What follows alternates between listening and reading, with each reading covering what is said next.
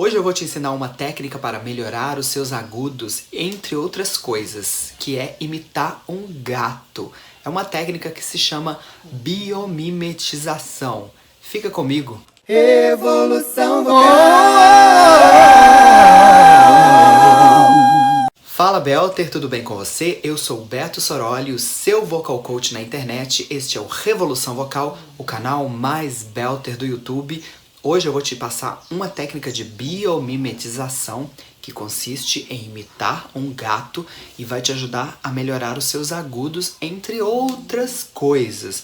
É uma técnica bem interessante, não é difícil de fazer e é uma técnica de biomimetização. Biomimetização, o que significa essa palavra?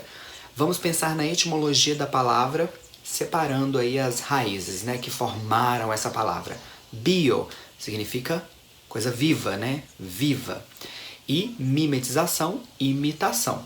Então, biomimetização em técnica vocal é você imitar alguma coisa que seja viva. Pode ser um animal, pode ser um personagem, uma personalidade, entendeu? Alguma coisa que tenha vida. A partir da imitação, você vai provavelmente entender os ajustes necessários que você tem que fazer no seu trato vocal para conseguir algum resultado diferente do seu resultado de voz falada, ok? Então a biomimetização é uma forma de você aprender alguma coisa que você ainda não faz, beleza?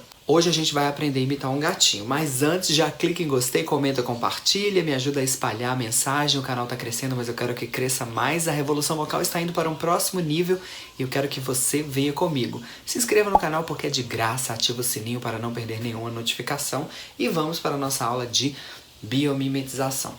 Então vamos lá, qual é o som que o gato faz? O miado. Pelo menos é o som principal que o gato faz, né? O gato, ele também ronrona, ele pode... Eu não sei como é que chama isso, mas quando ele fala assim, que não é exatamente um miado, né? Mas a gente tem aquele som principal como referência do gato, né? Que é o miau, miau, miau. Só que existem vários tipos de miados.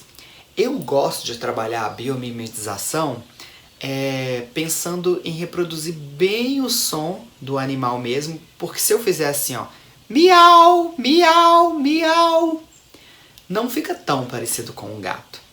Agora se eu fizer assim,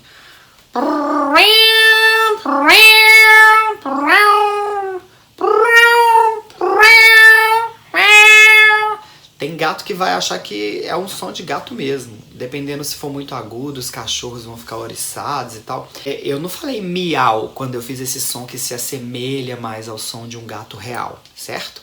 Eu fiz alguma outra coisa aqui. Gato, eu vou contar pra vocês uma breve história minha com os gatos. Quando eu era criança, eu tive muitos gatos. Tinha muitos gatos na minha casa. E eu adorava ficar com os gatos. Brincar com os gatos, etc. Então eu observava muito e ficava imitando. E eu consegui imitar os gatos porque eu gostava de imitar eles porque cada um miava diferente. Tinha a gata mãe que era... Tinha o gato filho que era grandão, um gatão preto assim que ele... Ele miava mais grosso. E tinha a irmã pequenininha, fraquinha, que ela era meio doentinha, que ela miava...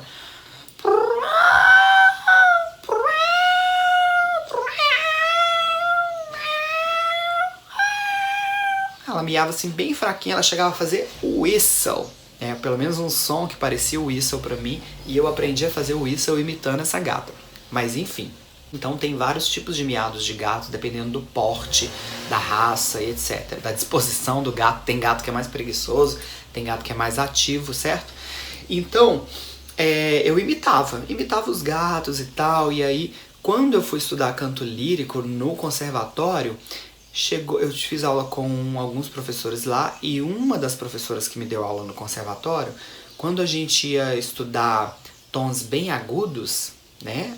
Tipo o agudíssimo do tenor, ou algumas meninas também, uma região aguda ali em torno do Dó4, pela nomenclatura brasileira, Dó4, Ré4, Mi4, geralmente nessa região. Ela usava esse artifício, ela falava, imita um gatinho. E aí eu pensei, nossa, imitar gato eu sei. E aí eu fazia aquele som com a maior facilidade. porque eu tinha imitado o gato antes. Depois, posteriormente, quando eu fui estudar fisiologia da voz, que aí eu fui pensar nas partes aqui que envolvem, né? Fui pensar separado. Como que eu tô respirando, como que eu posso respirar, como que eu mexo as minhas pregas vocais, posição da laringe, posição do palato, da língua, dos lábios, etc. E fui catalogando essas técnicas. Aí eu fui entendendo o que eu estava fazendo. E eu fui entendendo qual que era a vantagem da biomimetização. Então eu gosto de usar a fisiologia junto com a biomimetização, tá bom? Porque aí eu consigo explicar para quem não consegue imitar de cara, porque às vezes você vai tentar imitar e fala assim, eu não consigo imitar, simplesmente não consigo, não sei o que eu tenho que fazer. Então, para essas pessoas também tem solução. Basta você pensar separado e controlar cada parte, né? Então, por exemplo, na respiração, a gente vai pensar em soprar bem pouquinho, assim, ó. E aí, depois a gente vai começar com prrr, prrr, prrr. A gente vai fazer tipo um som de uma pomba. Ó, então para imitar o gato, primeiro tem que imitar um pombo, né? Prrr, prrr. Eu tô fazendo P, o R enrolado, R e U, com a voz de cabeça, ok? Então pensa uma voz mais assim, mais afalcetada, mais voz de cabeça, e fala prrr, prrr, prrr, prrr. Mas eu não tô jogando o som tão aqui, ó. Prrr. Eu tô deixando mais ele lá no fundo da minha boca. Então eu tô pensando em um som posterior. Prrr, prrr, prrr. Aí você vai pensar num som nasal logo depois. Então você pode fazer assim, ó.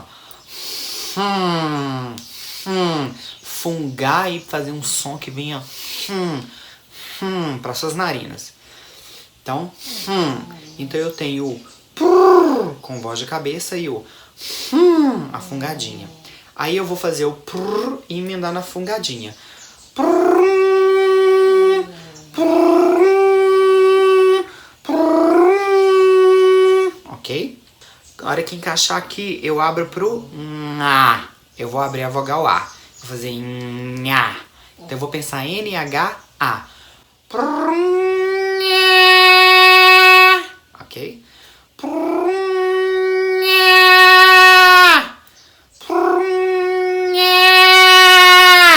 Olha como esse som já tá bem grande, né? E aí você vai brincando nessa ordem, fungadinha, nha, pra fazer um miado.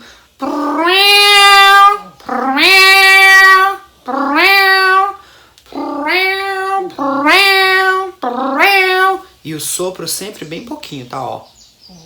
Não faz força, não deixa prender aqui, não tem nenhuma sensação de incômodo, então você não pode sentir assim, aquele aperto aqui na garganta, de jeito nenhum, não tem isso. É bem como se fosse um suspiro, assim, gostosinho. Ok? E aí você fica treinando, vai testando tessituras.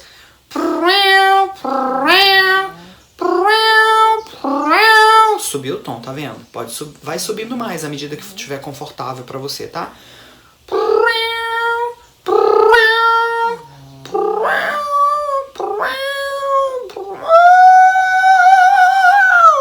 E aí você vai achando mais posições e ajustes, controlando tudo junto para fazer sons bem agudos.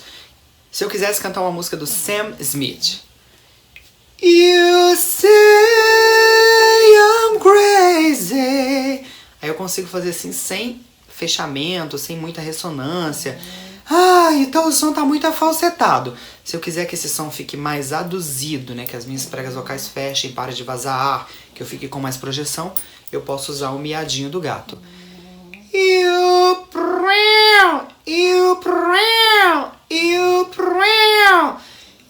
say I'm crazy.